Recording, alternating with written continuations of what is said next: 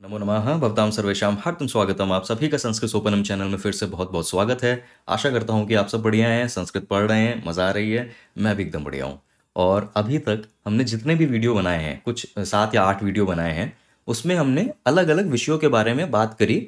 बस इस उद्देश्य से कि अगर आप कोई भी संस्कृत का साहित्य उठाते हैं, आप कोई भी संस्कृत की चीज़ देखते हैं, कोई वाक्य लिखा देखते हैं, कोई स्तोत्र देखते हैं, कोई मंत्र देखते हैं, कुछ भी देखते हैं, तो क्या वो चीज़ें हैं जो आपको पता होनी चाहिए इस भाषा के बारे में, जिससे आप उन चीज़ों को, संस्कृत के साहित्य को एटलीस्ट अप्रोच भी कर पाओगे, उनको कोशिश भी कर पाओगे समझ पाने की। तो बस कुछ चीज़ें जो आपको पता होनी चाहिए कि धातु क्या होते हैं, उनसे बना धातु रूप क्या होता है, प्रातिपदिक क्या होते हैं, उनसे बने शब्द रूप क्या होते हैं, वर्ण विच्छेद क्या होता है, अलग-अलग अक्षर क्या होते हैं। पिछले वीडियो में जो हमने देखा विभक्ति, विभक्ति क्या होती है, उसका इस्तेमाल क्या होता है। तो ये सब चीज़ें हमने बस दूर से देखी, उदाहरण से हमने देखा कैसे वो लग रही हैं संस्कृत में, किसी भी साहित्य में।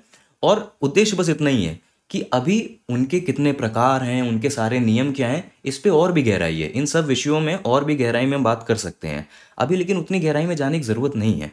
अभी बस आपको लॉजिक पता होना चाहिए कि उसके पीछे कुछ ऐसा भी लॉजिक होता है, बस इतना भी पता है तो भी काफ़ी है। अगर इतना पता है तो फिर आप खोज सही डायरेक्शन में कर पाओगे, सही तरीके से अप्रोच कर पाओगे। तो ऐसा ही एक विषय, एक बहुत ही अहम विषय आज हम लेंगे इस वीडियो में, और फिर वही उदाहरणों के साथ उस चीज़ को देखेंगे कि कैसे उसका इस्तेमाल हो रहा है और क्या क्यों हो रहा है उसका इस्तेमाल। बस इस चीज़ को देखेंगे। तो चलिए आज का वीडियो यहीं पे शुरू करते हैं। तो आज का हमारा विषय है ये संधि। और आपने बहुत लोगों ने ये विषय सुना होगा, संधि, संधि सुना होगा, संधि विच्छेद सुना होगा। ये विषय क्या है, क्यों है, इस चीज़ को आज हम इस वीडियो में समझेंगे। लेकिन इसके बारे में कुछ भी बात करने से पहले मैं आपको एक वाक्य देना चाहता हूँ, और मैं चाहता हूँ कि आप कोशिश करिए कि इस वाक्य का मतलब क्या है। तो ये वाक्य है आपके सामने। इसको आप ऐसे बोल सकते हैं, रामो योध्याम गच्छति, रामो योध्याम गच्छति। लेकिन बहुत लोग ऐसे होंगे शायद इस वाक्य को देख के ना समझ पाएँ कि ये वाक्य क्या कह रहा है। ये कुछ बहुत एक कठिन वाक्य है, क्या है, समझ में नहीं आ रहा है। लेकिन अगर मैं इसका आपको सरल तरीके से दिखाऊं, तो इस वाक्य का मतलब है ये, रामः अयोध्याम गच्छति। और देखिए, अब ये वाक्य देख के काफ़ी लोग समझ जाएंगे। मैं जानता हूँ अभी संस्कृत के शब्द आपको पक्के नहीं हैं, और वही चीज़ हम समझेंगे धीरे धीरे। लेकिन रामः गच्छति, ये गच्छति ये बहुत आम धातु रूप है। गच्छति मतलब होता है कोई तृतीय पुरुष, थर्ड पर्सन जाता है। तो रामः गच्छति, राम जाता है, राम जाता है या राम जा रहा है, इन दोनों ही संदर्भ में हम ये गच्छति को इस्तेमाल कर सकते हैं। तो राम जाता है, और कहाँ जाता है? राम अयोध्या जाता है। तो इस वाक्य का सीधा सा मतलब है, राम अयोध्या गच्छति, जाता है। लेकिन जब हमने इसको ऐसे लिखा देखा, तो ये चीज़ देख के समझ में नहीं आ रही थी। और उसकी वजह यही है कि यही संधि होती है कि संस्कृत भाषा में दो शब्दों को हम संधि के नियमों से जोड़ सकते हैं। उनको हम दो शब्दों को जोड़ के एक साथ लिख सकते हैं। तो राम अयोध्याम, यहाँ पे बन गया ये रामोध्याम। यहाँ तक, आप यहाँ तक देखिए, क्योंकि ये तो आधा माँ है ना, रामोध्याम। तो कैसे राम अयोध्या जुड़ के ये बन गया, और उसके बाद गच्छति जुड़ा हुआ है ये चीज़। तो यही बात है कि संस्कृत में अलग अलग शब्दों को आप जोड़ के लिख सकते हैं, और जब आप जोड़ते हैं उसको संधि कहते हैं। और इसके कुछ नियम हैं कि अगर आप कोई दो शब्दों को जोड़ रहे हो तो कुछ नियम होंगे जिन नियमों के आधार पे वो दो शब्द जुड़ेंगे, और दो शब्द जुड़ के एक शब्द बनेगा। तो इन चीज़ों को संधि कहते हैं। और हमने एक और चीज़ भी पढ़ी होती है, संधि विच्छेद। तो विच्छेद इस शब्द का सीधा सा मतलब होता है मतलब विग्रह करना, मतलब अलग करना। क्योंकि हमने पहले नहीं, अपने पहले पहले या दूसरी वीडियो में पढ़ा था वर्ण विच्छेद। तो वर्ण विच्छेद का क्या मतलब था कि वर्ण मतलब अक्षर, अलग अलग अक्षरों को अलग करके लिखना। तो अगर हमने कोई शब्द ले लिया, अगर मान लीजिए हमने यही राम शब्द ले लिया, तो इसका वर्ण विच्छेद जब हम करते थे तो रा के बाद आ का स्वर, आ के बाद माँ का स्वर, और माँ के बाद फिर एक आ। तो राम शब्द का ये वर्ण विच्छेद होता है। तो विच्छेद का मतलब क्या हुआ? अलग करके लिखना, बस सीधी सी बात है। संधि विच्छेद का क्या मतलब हो जाएगा कि कोई अगर वाक्य आपके पास है तो उस वाक्य में शब्दों को अलग करके लिखना, संधि नियम को हटा के लिखना। तो रामोध्याम, ये जब संधि विच्छेद करते हैं तो ये निकलता है रामः अयोध्याम। तो ये संधि विच्छेद हो गया। तो संधि जिससे जोड़ रहा है, संधि विच्छेद करके आप उसको अलग करके लिखते हो, जिससे हम समझ पाए उस चीज़ को। अब ये शब्द देखिए, देवालय। तो देवालय का मतलब क्या होता है? देवालय मतलब मंदिर, मंदिर का एक पर्यायवाची है। और इस शब्द के अंदर भी संधि हो रही है। कैसे? क्योंकि ये शब्द बना है इन दो शब्दों से, देव और आलय। आलय का मतलब आप ये समझिए कि आलय का मतलब कोई जगह या कोई स्थान, ठीक है। तभी हम बोलते हैं विद्यालय। विद्यालय क्या है? विद्या का आलय, जहाँ पे विद्या का स्थान है, जहाँ पे हम जाके विद्या को ग्रहण करते हैं, वो विद्यालय बन जाता है। ऐसे ही देवालय, कि जिस जगह पर देवता लोग, जिस जगह पर देवता लोग ये विराजमान है, वो देवालय बन गया, मतलब वो मंदिर बन गया। लेकिन यहाँ भी एक संधि हो रही है, देव और आलय जुड़ के देवालय बन रहा है। तो ये भी एक संधि हो रही है इसके अंदर। कौन सी संधि है, क्या है, अभी ज़रूरत नहीं है, उदाहरण देखते हैं अभी बस। अब देखिए, ये बहुत आम शब्द है महोत्सव। और महोत्सव आपको भी, सबको ही मतलब पता होगा, जो हिंदी हम लोग बोलते हैं, तो ये बहुत आम हिंदी शब्द भी हैं जो संस्कृत से हमने लिए हैं, महोत्सव। लेकिन ये भी एक संधि का शब्द है, महा उत्सव। उत्सव का मतलब होता है वही, उत्सव का मतलब त्योहार, सेलिब्रेशन, जश्न, उत्सव। और महा उत्सव, बहुत बड़ा त्योहार, बहुत बड़ा सेलिब्रेशन, वो महोत्सव हो जाता है। तो जैसे जो कुंभ का मेला है, ये कुंभ का मेला महोत्सव है, क्योंकि बहुत बड़े स्केल में होता है। तो कुंभ का मेला एक महोत्सव हो गया। दीपावली, जो भी त्योहार होते हैं, ये सब महोत्सव हो गए। तो एक संधि शब्द है महा। महा का मतलब बड़ा, बहुत ही विशाल, बड़े स्केल में, और उत्सव का मतलब सेलिब्रेशन, जुड़ के महोत्सव हो जाता है। ठीक है, ऐसे ही और उदाहरण देखते हैं। जगदीश। तो जगदीश का मतलब क्या है? अब बहुत सारे भगवान को हम पर्यायवाची में ऐसा जगदीश बोल देते हैं। जगदीश का मतलब होता है जगत का ईश। जगत का क्या मतलब हो गया? जगत का मतलब हो गया संसार। संसार, ये पूरा संसार, ये पूरा विश्व। और ईश का मतलब हो जाता है वही, कि उसका कर्ता धर्ता। ईश का मतलब आप ये समझ लीजिए, उसका कर्ता धर्ता, उसका पालन करने वाला। तो पूरे विश्व का, पूरे संसार का पालन करने वाला वो जगदीश हो गया। लेकिन देखिए, ये भी एक संधि शब्द है, क्योंकि यहाँ पे आप देख रहे हैं, यहाँ पे ता है, लेकिन यहाँ पे दा आ रहा है। तो कुछ संधि का नियम है, जिसकी वजह से ता बदल के ये दा हो जा रहा है। अब यहाँ पे कोई एक संधि हो रही है, कौन सी संधि हो रही है, क्या, ये सब हम आगे देखेंगे। कहने का मतलब ये है कि बहुत आम शब्द होते हैं जगदीश, हम इनको ऐसे ही बोलते आ रहे हैं कि भगवान को हम जगदीश बोल देते हैं, और ये इन दो शब्दों से बना है। और जब ये जुड़े हैं तो इसमें एक संधि का नियम लगा है, इसकी वजह से ये जुड़ के ऐसे हो गए जगदीश। अब जैसे ये एग्जाम्पल देखिए, दिगंबर। तो दिगंबर अभी बहुत एक आम पर्यायवाची है शिव जी का। शिव जी को हम दिगंबर बोलते हैं। दिगंबर का मतलब क्या है? तो दिगंबर का मतलब होता है दिक और अंबर।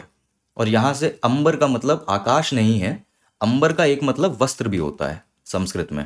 अंबर, ये शब्द का मतलब वस्त्र भी होता है। दिक, दिक का मतलब है दिशा, जो सारी दिशाएं होती हैं, पूर्व, पश्चिम, उत्तर, दक्षिण, जो भी सारी दिशाएं हैं। तो दिक का मतलब होता है दिशा। अंबर का मतलब यहाँ पे वस्त्र समझिएगा। दिक अंबर, इसका मतलब होता है कि वो जिसका वस्त्र ये सारी दिशाएं हैं। कहने का मतलब है कि वो जो हर जगह मौजूद है, जो इंग्लिश में हम बोलते हैं ओमनी प्रेजेंट है, जो हर जगह मौजूद है। क्योंकि अगर किसी का, ये सारी दिशाएं अगर किसी का वस्त्र हैं, तो वो भी तो पूरा उतनी जगह फैला हुआ। तो इसलिए शिव जी को हम दिगंबर भी बोलते हैं। देखिए, यहाँ भी संधि के नियम की वजह से का बदल के गा हो जा रहा है। अब क्यों हो जा रहा है? फिर वही, कोई संधि नियम है। कहने की बात है कि ये शब्द दिगंबर भी दिक और अंबर, इन दोनों से जुड़ के बना है, और इसमें भी कुछ संधि लगी है। दिगंबर, जो जैन धर्म के लोग होते हैं, उसमें दो चीज़ें होती है ना, श्वेतांबर और दिगंबर। तो श्वेतांबर कौन लोग होते हैं? जो सफ़ेद कपड़ा पहनते हैं, श्वेत। दिगंबर कौन होते हैं? जो वस्त्रहीन रहते हैं, कपड़े नहीं पहनते। तो देखिए, उसी अर्थ से दिगंबर, कि उनके वस्त्र, ये आकाश है, ये चारों दिशाएं हैं, तो वो वस्त्र नहीं पहनते। लेकिन वहाँ से ये शब्द का मतलब निकला, इसलिए वो ये शब्द यूज़ करते हैं। और इसीलिए हम शिव जी को भी ये कहते हैं, हर जगह हैं, सर्वव्यापी हैं, इसलिए दिगंबर बोल दिया जाता है उनको। ठीक है, अब इस शब्द को देखिए, बहुत लोग पहचान लेंगे, इसको हम बोलते हैं शिवोहम। तो आदि शंकराचार्य द्वारा रचित निर्वाण षटकम, ये बहुत ही सुंदर स्तोत्रम है, बहुत पॉपुलर भी है। उसमें शिवोहम इस शब्द का इस्तेमाल होता है कि चिदानंद रूपम शिवोहम शिवोहम। शिवोहम, इस शब्द का मतलब क्या है? तो मतलब आपको पता चलता है जब आप इस शब्द का संधि विच्छेद करते हैं, तब हमें दो शब्द मिलते हैं, शिव और अहम। अहम का मतलब होता है मैं, और शिवा का मतलब तो शिव ही है, जो लॉर्ड शिवा हैं। तो मैं ही शिव हूँ, मैं ही शिव हूँ, ये अर्थ है इसका, निर्वाण षटकम। अब मैं ही शिव हूँ ये क्यों कह रहे हैं, क्या है, इसके लिए आपको निर्वाण षटकम पढ़ना पड़ेगा। उसका किसी एक अच्छे आचार्य का, जो उन्होंने उसको समझाया हो, उसका भाष्य कराओ, कमेंट्री कराओ। आप उस भाष्य को समझेंगे तो पूरा निर्वाण षटकम का आपको अर्थ पता चलेगा। फिर यही थोड़ी वेदांत दर्शन की बात है कि अहम ब्रह्मास्मि तत्वमसि, ये वाली सारी बात है कि मैं ही आत्मन हूँ, मैं ही ब्रह्म हूँ, वो सारी चीज़ें उस सेंस से बोला जाता है कि मैं ही शिव हूँ। तो शिवोहम, लेकिन उस मतलब में अभी हम नहीं जा रहे हैं। हम ये देख रहे हैं कि ये जो शब्द हम देखते हैं वहाँ शिवोहम, इसको देखिए 2 शब्द से बना है, शिवः अहम। जब ये दोनों जुड़ते हैं, अगर हम इन दोनों को जोड़ के लिखेंगे तो हमें संधि का नियम लगाना पड़ेगा, जिसकी वजह से ये शब्द बनेगा शिवोहम। कौन सी संधि है, क्या है, फिर वही आगे देखेंगे। लेकिन अब एक दूसरा उदाहरण देखते हैं। ये देखिए नमस्तुभ्यम, इसको भी हम कई सारे स्तोत्रम में इसका इस्तेमाल करते हैं। नमस्तुभ्यम, श्री शिवाय नमस्तुभ्यम, या फिर वो सरस्वती जी की जो वंदना है, सरस्वती नमस्तुभ्यम वरदे काम रूपिणी। तो नमस्तुभ्यम, नमस्तुभ्यम का मतलब क्या है? तो नमस्तुभ्यम का मतलब भी आप तब जान पाएंगे जब आप संधि विच्छेद करेंगे, क्योंकि उसके बाद आपको 2 शब्द मिलेंगे, नमः और तुभ्यम। और ये तुभ्यम, इसका मतलब होता है तुम्हारे लिए। ये तुभ्यम जो है ये एक विभक्ति का शब्द रूप है, मतलब होता है तुम्हारे लिए, आपके लिए। और नमः का मतलब तो हमें पता है, नमः का मतलब क्या हो गया, मेरा नमन, मेरा नमस्कार।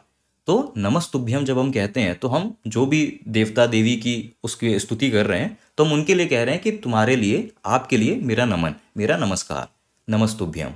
तो श्री शिवाय नमस्तुभ्यम, तो मेरा नमन शिव के लिए, श्री शिवाय नमस्तुभ्यम।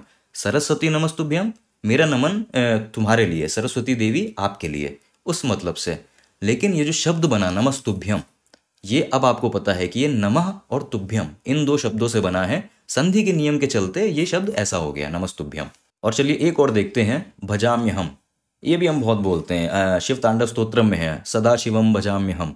तो भजाम्यहम, ये इसका क्या मतलब है? तो इसको भी अगर आप संधि विच्छेद करेंगे तो आपको ये 2 शब्द मिलेंगे, भजामि अहम।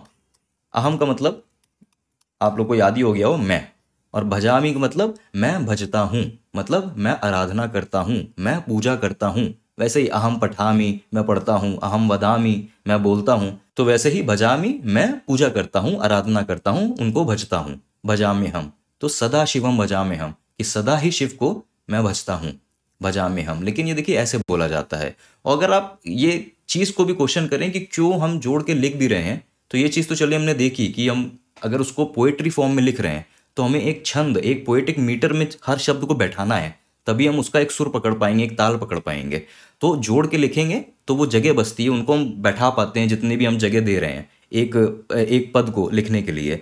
ये भी होता है। और दूसरा, ऐसे ही नहीं कि संधि नियम कैसे भी बन गए।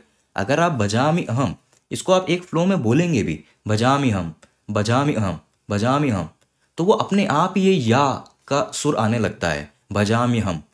तो आप इनको इकट्ठा बोलेंगे तो ये सुर ही एक ताल में, एक लय में ऐसा ही निकलता है, भजाम्य हम। इसीलिए उसी से चलते संधि नियम भी ऐसा ही बना कि जब ऐसे ऐसे शब्द जुड़ेंगे तो ये या बीच में आ जाएगा, ये जन संधि होती है। लेकिन अभी हम बस ये देख रहे हैं कि बहुत आम तौर में, आम वार्तालाप में हम कई सारे ऐसे शब्द बोलते हैं जिनके अंदर खुद संधि हो रखी है। और तो संधि का नियम तो बहुत ही, मतलब संधि का नियम भी आप ये समझो कि शिव की तरह है, सर्वव्यापी, पूरी पूरी भाषा में है ही है संधि और ये चीज़। लेकिन अर्थ आप तभी समझ पाते हो किसी भी शब्द का जब आपको पता हो कि उस शब्द में, उन जुड़े हुए शब्दों में कौन कौन से अलग अलग शब्द हैं। जब सारे शब्द दिखेंगे तभी तो आप उनका, उस पूरी चीज़ का मतलब समझ पाओगे। अब मतलब समझ जाओगे भजामि हम का, कि मैं भजता हूँ क्योंकि भजामि अहम, ये मतलब है। तो मैं आशा करता हूँ कि थोड़ा थोड़ा आपको संधि का क्या खेल है ये समझ में आ रहा है कि 2 शब्दों को जोड़ देते हैं, कुछ नियम से वो थोड़ा सा उनमें परिवर्तन हो जाता है। अब इन्हीं चीज़ को, संधि को ही हम चलिए थोड़े से कुछ श्लोक और कुछ सुभाषितम में देखते हैं कि कैसे उसमें देखें कि संधि कहाँ लग रही है, कैसे लग रही है। तो चलिए अब मान लीजिए कि आपके सामने ये भगवत गीता का एक श्लोक है, नैनम छिंदति शस्त्राणि नैनम दहति पावकः ना चैनम क्लेदयन्त्यापो ना शोष्यति मारुतः। तो ये आपके सामने भगवत गीता का श्लोक है। तो जैसा मैंने पहले भी बताया कि पहली चीज़ ही किसी भी आप संस्कृत के वाक्य को समझने के लिए करेंगे कि पहले आप संधि विच्छेद करेंगे। संधि विच्छेद करके जब सब शब्द बाहर आ जाएंगे तभी तो आप पूरा मतलब समझ पाएंगे किसी भी वाक्य का। तो इसी श्लोक को पहले हम संधि विच्छेद चलिए करते हैं। तो संधि विच्छेद करके अब ये देखिए, जो नैनम लिखा था वो संधि विच्छेद करने पे हमें पता चला कि 2 शब्द हैं, ना एनम, और फिर यही नैनम रिपीट हो रहा तो ना एनम। जो चैनम हमने पढ़ा था, ना चैनम क्लेदयन्त्यापो, तो ये चैनम भी 2 शब्द हैं, चा एनम। और ये जो एक शब्द आपने पूरा देखा था श्लोक में, क्लेदयन्त्यापो, ये 2 शब्द हैं, क्लेदयन्ति आपः। और देखिए यहाँ आपो है, यहाँ आपा है। तो ये सब भी कुछ ना कुछ संधि की वजह से थोड़े थोड़े परिवर्तन आ रहे हैं। लेकिन देखिए कैसे एक शब्द है क्लेदयन्त्यापो, लेकिन जब आपने खोला तब आपको पता चला अच्छा ये 2 शब्द हैं, क्लेदयन्ति और आपः। और ये करने के बाद ही हम इस पूरे वाक्य का, इस पूरी चीज़ का मतलब समझ पाएंगे कि ये शब्द वो है, धातु रूप है, कौन सा है, चलिए समझते हैं। ये ना, ये अव्यय हैं, एनम ये सर्वनाम है। तब तो आप समझ पाएंगे जब सारे शब्द बाहर होंगे। जब शब्द ही छुपे हुए हैं तब कैसे समझ पाएंगे। तो शुरुआत में तो संधि ही करनी पड़ती है, फिर आप पेन पेपर में करें। जब अभ्यास हो जाता है, जब हम संधि को समझ जाते हैं, देखने लगते हैं, तो ये चीज़ अपने आप हमारे दिमाग में हो जाती है। देखते ही हमें दिख जाता है, नया एनम पढ़ते ही हमें समझ में आ जाता है ये ना एनम है। तो ये चीज़ होती है संधि विच्छेद करने से। इस श्लोक का क्या अर्थ है? छिंदंती, तो ये हमारी क्रिया है, ये धातु रूप है। अब ये किस धातु से आ रहा है, इस धातु का मतलब क्या है, ये सब अभी आपको नहीं पता होगा। अभी उस चीज़ की हम बात भी नहीं कर रहे हैं, सब हम आगे पढ़ेंगे, आगे जब वीडियो बनाएंगे। अभी मैं मतलब समझा दे रहा हूँ क्योंकि ये श्लोक खुल ही गया है, और खुल गया है तो जान ही लेते हैं इसका मतलब क्या है। छिंदंती का मतलब होता है भेदना, भेदते हैं। एनम का मतलब है इसको, तो सर्वनाम है। इससे पहले भी क्योंकि श्लोक थे भगवत गीता में, यहाँ पे बात हो रही है आत्मन की, आत्मा की, जो हर शरीर के अंदर जो एक आत्मा होती है उसकी बात हो रही है। और कृष्ण अर्जुन से कह रहे हैं कि इसको, मतलब आत्मा को, ना शस्त्राणि छिंदंती। शस्त्र मतलब वेपन्स, तो शस्त्रों से भी इसको आप भेद नहीं सकते, इसको आप भेद नहीं सकते। आगे वो बात कह रहे हैं कि पावक मतलब अग्नि, कि अग्नि से इसको ना दहती, दहती मतलब जलाता है, तो अग्नि भी इसको जला नहीं सकती। तो शस्त्र इसको भेद नहीं सकते, अग्नि इसको जला नहीं सकती। आगे आइए, चा और ना एनम क्लेदयन्ति आपः। आपः का मतलब होता है जल, जल संपूर्ण पानी, जितना भी पानी आप इकट्ठा कर लो पूरे विश्व में, दुनिया में, तो संपूर्ण जल भी इसको क्लेदयन्ति, क्लेदयन्ति का मतलब भिगाना, तो संपूर्ण जल भी इसको भिगा नहीं सकता, आत्मा को भिगा नहीं सकता। और ना शोषयति मारुतः, मारुत का मतलब होता है हवा, तेज हवा, और तेज हवा भी इसको ना शोषयति, शोषयति का मतलब सुखाना, कि तेज हवा भी इसको सुखा नहीं सकती। तो यहाँ पे अब क्या कॉन्टेक्स्ट है, तो चलिए आपको भगवत गीता का पूरा कॉन्टेक्स्ट समझना पड़ेगा कि खेल होता क्या आ रहा था। हमने तो बीच से उठा लिया एक श्लोक, लेकिन ये अर्थ है इसका। जब आप शब्द अलग कर देते हैं तब देखिए हर शब्द को समझना भी आसान हो जाता है, और पूरा अर्थ आप तभी समझ पाते हैं। तो ये बात है। अब क्यों ऐसा कहा और ऐसा क्यों कह रहे हैं श्री कृष्ण, ये सब भाई इस वीडियो का हिस्सा नहीं है। आप भगवत गीता का श्लोक है, कौन सा श्लोक है वो आप इसको देख लेंगे, बहुत पॉपुलर श्लोक है, समझ में आ जाएगा। इसके आप भाष्य पढ़ लीजिए किसी का, किसी भी अच्छे आचार्य का, तो आपको अर्थ समझ में आ जाएगा उसका। आगे बढ़ते हैं हम। लेकिन अब देखिए, एक ये श्लोक है मालविकाग्निमित्रम से, कालिदास का एक नाटक है मालविकाग्निमित्रम। ये एक्चुअली कालिदास का कहते हैं कि पहला नाटक है, जो पहला नाटक है उन्होंने लिखा था, और ये उस नाटक का पहला ही श्लोक है जैसा मुझे ध्यान आ रहा है। ये श्लोक है, पुराणमित्येव न साधु सर्वम न चापि काव्यम नवमित्यवद्यम संतः परीक्षायन्यतरत भजन्ते मूढ़ः परप्रत्यय नेय बुद्धि। तो ये श्लोक है। अब जब हम इसका संधि विच्छेद करते हैं तो हमें इसके जो शब्द हैं वो मिलते हैं कि पुराणमित्येव, जो हमने अभी ये बोला, लेकिन इसमें 3 शब्द छुपे हैं, वो संधि विच्छेद करके हमें दिखे कि पुराणम इति एव। तो अब वाक्य को समझना आसान होगा, क्योंकि इति एव ये सब बहुत आम अव्यय हैं। ये आप 1-2 बार पढ़ेंगे, जब हम अभ्यास करना चालू करेंगे आपको याद हो जाएंगे कि इति का मतलब होता है ऐसा, एव का मतलब यही, ही, इस अर्थ में। और ऐसे ही अगर आप आगे भी देखेंगे कि चापी, चापी 2 शब्द छुपे थे, चा और अपि। ऐसे ही ये देखिए नवमित्यवद्यम, इसके अंदर भी 3 शब्द छुपे थे, नवम इति अवद्यम, और ऐसे ही ये तीसरा शब्द भी। तो संधि विच्छेद करने के बाद ही अर्थ समझ में आता है। इस श्लोक का मैं अभी बस आपको नियम नहीं बताना चाहता, संधि को कौन सा नियम लग रहा है, कैसे जोड़ रहा है, मैं बस आपको एक दिखाना चाहता हूँ कि देखिए श्लोक हम पढ़ते हैं ऐसे, संधि विच्छेद कर देते हैं, ऐसा खुलता है और फिर व्याख्यान होती है। हर कोई इसी तरीके से व्याख्या करता है, यही पहला स्टेप है जो हर कोई करता है। आप और मैं ही सिर्फ नहीं कर रहे हैं, जो भी संस्कृत पढ़ेगा, इसको समझेगा, वो यही करेगा सबसे पहले। तो ये सबसे पहला नियम है। इस श्लोक का भी बहुत खैर अच्छा मतलब है। इस श्लोक के जरिए एक्चुअली कालिदास, क्योंकि कालिदास से पहले भी बहुत सारे नाटककार थे और कवि थे, तो कालिदास नए नए आए हैं और वो अपना पहला नाटक लिख रहे हैं, तो उन्होंने बहुत ही सुंदर बात कही है इस पहले श्लोक में। पुराणम इति एव ना साधु सर्वम, कह रहे हैं कि सर्वम, हर वो चीज़ जो पुराणम, पुरानी है, वही ना साधु, कि हर वो चीज़ जो पुरानी है वो अच्छी ही हो, और एंड हर वो चीज़ जो नई है, नवम, वो अवद्य, अवद्य मतलब कहने लायक भी ना हो, वद्य मतलब कहने लायक, कहने योग्य, अवद्य मतलब जो कहने योग्य ना हो। तो तो इन दो लाइन से कालिदास कह रहे हैं कि ज़रूरी नहीं कि हर वो चीज़ जो पुरानी हो वही साधु, वही अच्छी हो, और हर वो चीज़ जो नई हो वो खराब ही हो। और ऐसा मान्यता एक्चुअली बहुत चलती है, और हम लोग भी ये बहुत करते हैं कि जो बात पुराने गानों में थी वो नई में नहीं है। ठीक है, पुराने गाने बहुत मैटर में हो सकता है बेहतर हों, लेकिन इसका मतलब ये नहीं है कि नए गाने जो आ रहे हैं उसमें कुछ भी अच्छा नहीं है। उसमें भी कुछ चीज़ें अच्छी हैं। पहले लिरिक्स की महत्ता थी, लिरिक्स की मीनिंग ज़्यादा देखी जाती थी। अब प्रोडक्शन में ज़्यादा देखा जाता है कि प्रोडक्शन वैल्यू क्या है, साउंड क्वालिटी क्या है। चीज़ें बदल गई, चॉइसेस बदल गए, प्रायोरिटी बदल गई लोगों की। लेकिन ये कह देना कि पहला तो अच्छा था, ये सब तो कूड़ा है, ये नहीं होना चाहिए। और वही कालिदास यहाँ इतने सुंदरता से कह रहे हैं। और वो तो खैर थोड़ा सा ये भी दिखाने के लिए कह रहे हैं ना कि मैं अपना नाटक लिख रहा हूँ, आप मेरे नाटक को बस ऐसे ही देख के रिजेक्ट मत कर दीजिएगा कि अरे कौन नया कवि है कालिदास, इसका नाम भी नहीं सुना, छोड़ो यार इसको। अरे पढ़ तो लीजिए पहले, फिर देखिए ना अच्छा है कि बुरा है। तो वही ये बात कह रहे हैं कि पुराणमिति एव न साधु सर्वम, कि हर वो चीज़ जो पुरानी है वो न साधु, ऐसा नहीं। और नवमिति काव्यम अवध्यम, कि हर नया काव्य खराब ही हो, कहने लायक भी ना हो, ज़रूरी ऐसा नहीं। फिर आगे वो और बातें कहते हैं कि संतः, जो समझदार इंसान होता है, परीक्ष्य, परीक्ष्य मतलब देखने के बाद, परीक्ष्य मतलब अच्छे से स्क्रूटनी कहते हैं ना इंग्लिश में, स्क्रूटनी करना, एग्जामिन करना। इसी से वर्ड परीक्षा भी आया है, ईक्ष धातु। ईक्ष धातु का मतलब होता है स्क्रूटनी करना, एग्जामिन करना। तो परीक्षा भी इसी से आया है, परीक्ष्य भी इसी से आया है। कहने का मतलब कि जो समझदार लोग होते हैं वो खुद अच्छे से उसको देख के, अच्छे से उसको परख के, फिर उसका जो भी करना है, उसका बखान करना है, उसको क्रिटिसाइज करना है, जो भी करना है, लेकिन खुद वो देखते हैं, खुद वो उस चीज़ को पढ़ते हैं, समझते हैं। लेकिन जो मूढ़ है, मूढ़ का मतलब होता है, समझ गए, मूढ़, बेवकूफ़ लोग। मूढ़ लोग क्या करते हैं, पर का मतलब होता है दूसरे लोग, प्रत्यय, प्रत्यय का मतलब होता है एक्सपीरियंस, जो दूसरे लोग ने जो आभास करा है उससे लिए हुआ बुद्धि, कि दूसरे लोग ने जो अभ्यास करा, उन्होंने जो उस चीज़ को देख के आपको बताया, आपने वही चीज़ अपने दिमाग में बैठा ली, और उस चीज़ से आप दुनिया भर को जज करते चलते हो कि अरे ये तो मुझे सुनने में आया, मेरे दोस्त ने देखा था, बता रहा है बहुत ही ख़राब है। अरे वो ख़राब ही है, वो देखने से लग रहा था ख़राब है, वो ट्रेलर से ही लग रहा था ख़राब है मूवी। अरे जाके तो देखो, दूसरे को कैसा आभास हुआ, दूसरे की नज़रों से दुनिया देखोगे तो फिर तो बड़े प्रॉब्लम है।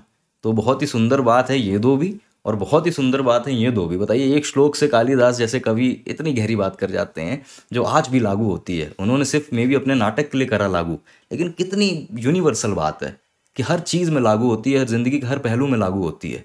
और ये बहुत अच्छी सोच है कि हर पुरानी चीज़ ही अच्छी हो ज़रूरी नहीं, हर नई चीज़ ही खराब हो ज़रूरी नहीं। और जो अच्छे लोग हैं अपनी बुद्धि से, अपनी आंखों से देखते हैं। किसी बुक को आप रिजेक्ट कर देते हो, बुक खराब है, आप तो पढ़ो, कहो आप, उनको नहीं समझ में आई हो, आपको समझ में आ जाए। लेकिन मूढ़, मूढ़ नहीं मानता। मूढ़ वही करेगा, दूसरों की नज़रों से दुनिया देखना, वही मूढ़ है। तो अब जो मूड है सो मूड है। खैर, हमें तो संधि समझनी थी, संधि समझी। खैर आगे बढ़ते हैं। अब ये देखिए, अब ये तो बहुत ही फेमस श्लोक आ गया भगवत गीता का, और ये लाइन तो बहुत ही फेमस है, कर्मण्येवाधिकारस्ते मा फलेषु कदाचन। ठीक है, बहुत लोगों की लाइन पता है। एक्चुअली इस लाइन का सबको मतलब भी पता है, क्योंकि इसका मतलब सबको पता है, कर्म करो फल की इच्छा ना करो। खैर, कर्मण्येवाधिकारस्ते, जब हम इस शब्द को ऐसे बोलते हैं, श्लोक की तरह जब हम बोलते हैं, ऐसे ही बोलते हैं, तब हमें ये नहीं पता होता कि इस शब्द के अंदर भी चार शब्द छुपे हैं। कर्मणि एव अधिकारः ते, ये चारों शब्द कर्मणि एव, ये जब जुड़ते हैं तो बन जाते हैं कर्मण्येव। फिर इससे अधिकार जुड़ता है तो बन जाता है कर्मण्येवाधिकार, और फिर इससे ते जुड़ता है तो बन जाता है रस्ते, अधिकारस्ते। देखिए, और ये चारों जुड़ के ये एक शब्द बन जाते हैं। अलग अलग इन सब जगह कोई ना कोई संधि नियम लग रहा है, जिसकी वजह से ये एक दूसरे से जुड़ रहे हैं। दो शब्द जुड़े, फिर वो तीसरे से जुड़ गया। ज़रूरी नहीं हर शब्द जुड़े। फिर वही मैं कह रहा हूँ कि ज़रूरी नहीं हर शब्द जुड़े, ये तो कवि के ऊपर है कि वो किस तरीके से इसको पोएट्री में, पोएटिक मीटर में बैठाना चाह रहा है, वो उसके ऊपर है। लेकिन कुछ ना कुछ नियम है जिसकी वजह से ये शब्द जुड़ रहे हैं। हम इस फ्लो में बोल देते हैं कर्मण्येवाधिकारस्ते, लेकिन हमें नहीं पता है कि इसके अंदर ये शब्द हैं कर्मणि एव अधिकारः ते। और जब इन शब्दों को आप खोलते हैं तब आपको इसका अर्थ भी समझ में आता है। क्यों? क्योंकि कर्मणि इसका मतलब होता है कर्म में। एव, एव का मतलब हम भाई कई बार देख रहे हैं, एव का मतलब ही, राम ही क्या वो कौन था, गंगाधर ही शक्तिमान है, गंगाधर ही शक्तिमान है, तो वो वाला ही।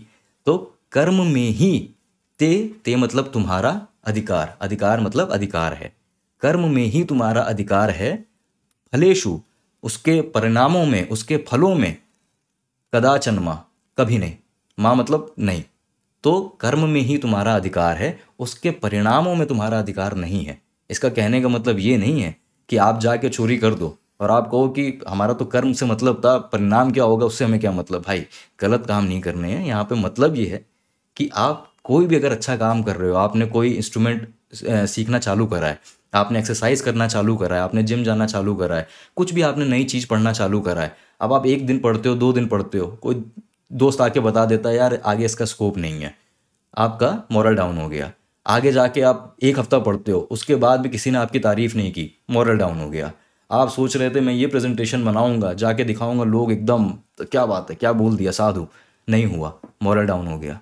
तो यही श्री कृष्ण कहते हैं अर्जुन से कि भाई अच्छे से चीज़ को समझ के जब आप एक अच्छे नेक इरादे से कोई चीज़ चालू करते हो तो आप उस चीज़ पे चलो, अपना पूरी मेहनत से, पूरी ईमानदारी से चीज़ को करो। उस कर्म में, उस काम को करने में आपका अधिकार है, लेकिन उसका परिणाम क्या होगा, क्या होगा, उस सबको छोड़ दो। वो तो कहते हो सबको मेरे ऊपर छोड़ दो, छोड़ दो, भूल जाओ उसको, लेकिन काम करो। जब लोग काम करेंगे बिना फल की चिंता के, तभी आपकी ज़िंदगी भी अच्छी होगी, तभी आप फल के लिए नहीं जी रहे होंगे। फल के लिए जीना, नतीजे के लिए जीना बहुत ख़राब ज़िंदगी है कि हम खुश तभी होंगे जब हमें मिल जाएगा। अरे ज़िंदगी चलते चलते खुश होनी चाहिए ना। ये जर्नी, ये पूरी यात्रा बढ़िया होनी चाहिए, और वो यात्रा तभी बढ़िया होगी जब आपका पूरा ध्यान आपके काम पे है। अब होगा क्या, क्या होगा, मिल गया बहुत अच्छा, नहीं मिला कोई नहीं, कभी और मिल जाएगा। किसी के एक को तो मिल गया होगा कुछ मेरे ये काम करने से, यही बहुत है। तो कर्मण्येव अधिकारस्ते, कर्मणि एव अधिकाराते, आपका अधिकार आपके काम पे ही है, फलों में आपका अधिकार कभी नहीं। और फिर आगे वही बात बोलते हैं, लेकिन ये संधि शब्द था, संधि विच्छेद करने पे हमें जब ये 4 शब्द मिले तो बहुत आसानी से हम इन चारों शब्द को समझ गए, उनका पूरा का मतलब भी समझ गए। ये फायदा है। देखिए अब ये गायत्री मंत्र है, बहुत ही सुंदर मंत्र है, बहुत ही पावरफुल मंत्र है। लेकिन मैं यहाँ पे इस चीज़ पे ध्यान देना चाहता हूँ कि जब हम ये मंत्र कहते हैं तो हम क्या कहते हैं, ओम भूर्भुवः स्वः, भूर्भुवः स्वः, और फिर तत्सवितुर्वरेण्यम, ऐसे ही बोलते हैं, तत्सवितुर्वरेण्यम ऐसे ही बोलते हैं, ऐसे ही लिखा भी हुआ है ये। जब आप इसका संधि विच्छेद करते हैं तब आपको पता चलता है कि ओम भूः भुवः स्वः, ये 3 अक्षर हैं, भूः भुवः स्वः। भूः भुवः ये जुड़ के बन जाते हैं भूर्भुवः। और ऐसा ही कुछ देखिए यहाँ भी हो रहा है, सवितुर्वरेण्यम, हम बोलते हैं सवितुर्वरेण्यम, वो रा आता है, लेकिन 2 जो अक्षर हैं, वो जो शब्द हैं वो हैं सवितुः वरेण्यम। सवितुः का मतलब होता है सवित्र का, और सवित्र यहाँ पे भगवान है, जिस भगवान के लिए ये पूरा मंत्र है। ये मंत्र गायत्री माता के लिए नहीं है, गायत्री इस मंत्र का छंद है, इसलिए इस गायत्री छंद में ये मंत्र लिखा गया है। और उस छंद की महानता को दिखाने के लिए इसका नाम भी पड़ जाता है गायत्री मंत्र। इसको सवित्र मंत्र भी कहते हैं। सवित्र मंत्र वो देवता हैं, सवित्र देवता, इनको बहुत लोग सूर्य भगवान भी मानते हैं। वो भगवान समझिए जो क्रिएटर है, जो सब चीज़ को चलाता है, पालन पोषण करता है। अब सूर्य भी एक तरीके से सबका पालन पोषण करते हैं ना, उसी से पेड़ उगते हैं, उसी से खाद बनती है, उसी से सब चीज़ें होती हैं। अगर सूरज चला गया तो ये जीवन ही खत्म। तो आप उनको सूर्य देव भी मान सकते हैं, या उनको कुछ भी मान सकते हैं आप, जो भी इस संसार को चलाता है, इसको सस्टेन रखता है, उसका पालन करता है। तो सवित्र देव, ये वेदों में वैदिक समय के एक देव हैं, देवता हैं सवित्र, तत्सवितुः वरेण्यम। लेकिन संधि की वजह से सवितुः वरेण्यम जब जुड़ता है तो हो जाता है सवितुर्वरेण्यम। ये विसर्ग की जगह कुछ ऐसा होता है कि रा आ जाता है, सवितुर्वरेण्यम। लेकिन कुछ ना कुछ संधि हो रहा है, कहने का मतलब ये है। इनफैक्ट ये जो आप देख रहे हैं भर्गो, ये भी भर्गो नहीं है, ये होता है भर्गः। भर्गः, भर्गः मतलब तेज। ये धियो, धियो नहीं है, ये होता है धियः। और फिर वही कि संधि के नियम की वजह से धियो हो जाता है, लेकिन धियः, और धिया का मतलब होता है हम सबकी बुद्धि, हम सबकी बुद्धि, धियः। लेकिन भर्गः सबका तेज, सवित्र भगवान का तेज, ये मतलब है। इस पूरे मंत्र का एक्चुअली मतलब होता है कि ओम तो जो सृष्टि का साउंड है, सृष्टि की ध्वनि है ओम, भूः भुवः स्वः, ये तीनों लोक को आप उजागर कर रहे हो, इन्वोकेटरी प्रेयर। उसके बाद आप कह क्या रहे हो कि धीमहि, मैं मेडिटेट करता हूँ, हम ध्यान करते हैं। धीमहि का मतलब होता है हम सब ध्यान करते हैं। किस पे ध्यान करते हैं? तत् वरेण्यम भर्गः, तत् मतलब वह, वरेण्यम सर्वश्रेष्ठ, भर्गा मतलब तेज, उस सर्वश्रेष्ठ तेज पर, किसका तेज है वो? देवस्य सवितुः, देवता सवित्र का। तो हम ध्यान करते हैं देवता सवित्र के उस सर्वश्रेष्ठ तेज पर। ये पहला मतलब है, हम ध्यान करते हैं उनके सर्वश्रेष्ठ तेज पर। और फिर हम कह रहे हैं कि प्रचोदयात, यह प्रचोदयात, वो जो प्रचोदयात, प्रचोदयात मतलब होता है वो जो विस्तार करें, जो बढ़ाएं। तो कहते हैं ना उसको कि मेरी बुद्धि का विस्तार करें, मेरे ज्ञान का विस्तार करें, उस सेंस में कि जो विस्तार करें, प्रचोदयात किसका, नह, नह मतलब हमारे, धियः, धिया मतलब बुद्धि का, हम सबकी बुद्धि का वो विस्तार करें। तो ये पूरा मतलब है कि मैं सवित्र देव के उस सर्वश्रेष्ठ तेज का ध्यान करता हूँ जिनसे हमारे बुद्धि का विस्तार हो। ये मतलब है इस मंत्र का। ओम भूर्भुवः स्वः तत्सवितुर्वरेण्यं भर्गो देवस्य धीमहि धियो यो नः प्रचोदयात्। ठीक है। और फिर वही सवितुः वरेण्यम, जब ये खुलेंगे तब तो मतलब समझ में आएगा, वरना ऐसे बोलने में तो मतलब नहीं समझ में आएगा। वो तो पोइट्री है, आप बोलेंगे लेकिन मतलब पता होना चाहिए। और चलिए एक ये और उदाहरण देख लेते हैं। ये मांडूक्य उपनिषद से उदाहरण है। सिर्फ 12 श्लोक हैं उसमें, लेकिन इतने गहरे हैं कि एक इसी उपनिषद को समझने में बहुत लंबा समय लग जाए। ओम, ओंकार का बहुत विस्तार, बहुत विस्तृत रूप से वर्णन है ओंकार, ओम का, कि उसका मतलब क्या है, उसका आध्यात्मिक अर्थ क्या है, वो सब इस मांडूक्य उपनिषद में है। खैर, उसका ये एक दूसरा श्लोक है। तो ये श्लोक कुछ ऐसे है, सर्वम ह्येतद् ब्रह्मायमात्मा ब्रह्म सोयमात्मा चतुष्पात्।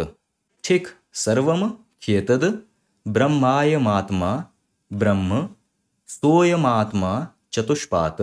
ये अब ऐसे देखने में इसके शब्द भी नहीं पता चल रहे हैं कि इसमें क्या शब्द हैं। ये ह्येतद्, ये ह्येतद् ये क्या होता है, ये इतना बड़ा शब्द है। सोयम आत्मा ये क्या होता है। लेकिन फिर वही कि जब आप संधि विच्छेद करते हैं तब शब्द अलग से खुलते हैं और फिर समझ में आने लगता है कि अरे एतद ही ब्रह्म, अयम, ये शब्द तो हमने पढ़े हुए हैं, ये बहुत आम सर्वनाम शब्द हैं। जब हम अभ्यास करना चालू करेंगे बहुत जल्दी आपको समझ में आ जाएंगे इन शब्दों का अर्थ क्या है। तो ये देखते ही अब आपको दिख जाएगा कि अरे ये तो बड़े आसान तरीके से शब्द हैं, तब आप मतलब समझ पाओगे। और इस श्लोक का खैर मतलब ये है कि सर्वम ही एतद ब्रह्म, कि सर्वम सब कुछ ही ब्रह्म है, वो ब्रह्म है। अयम आत्मा, ये आत्मा भी ब्रह्म है, ये आत्मा भी ब्रह्म है, सब कुछ ही ब्रह्म है। सह अयम आत्मा चतुष्पात। फिर उन्होंने एक बात कही है जिसका आगे श्लोकों में विस्तार होता है कि ये जो आत्मा है, स अयम आत्मा चतुष्पात, इसके 4 भाग हैं, इसके 4 प्रक्रियाएं, 4 भाग हैं। फिर आगे श्लोक चलता है, लेकिन कहने का मतलब है कि वो साहित्य, उस श्लोक को जब आप पढ़ेंगे तो पहले आप जब संधि विच्छेद करेंगे तभी शब्द खुलेंगे, और शब्द खुलने के बाद ही तो आप उसका अर्थ समझ पाओगे। हियेतद, हियेतद ये शब्द था, लेकिन खुल के अब हो गया ना आसान, ही एतत्।